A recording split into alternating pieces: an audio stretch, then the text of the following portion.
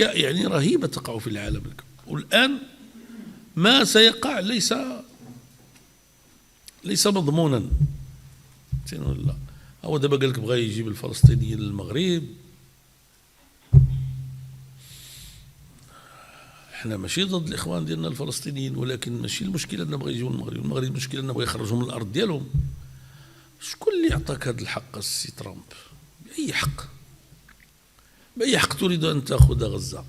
معنى ذلك أنك ترجع بنا إلى قانون الغاب، ما فيها لا إله ولا حتى.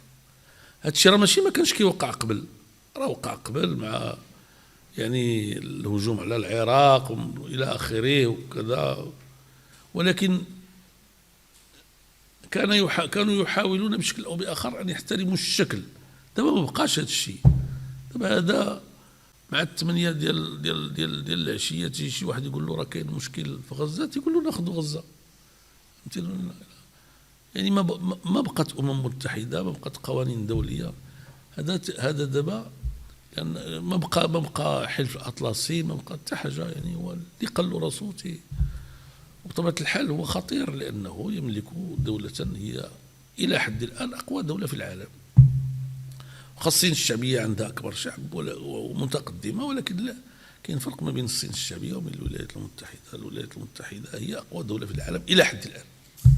فهمتيني ولا؟ هو تيكون الانسان القوي كيتكلم، الناس اللي بعقلهم راه كيردوا البال اش كيقول هذا. فهمتيني ولا؟ هذا قوي بالمال بالسلاح بالبحث العلمي، يعني الخيال. حنايا كيتكلم علينا بحال حنايا، يعني لأنه اعترف ذات يوم بصحرائنا التي هي جزء طبيعي من أرضنا. فهمتيني ولا؟ قال لك غادي نجيب لهم الفلسطينيين إلى آخره. ما هذا الكلام؟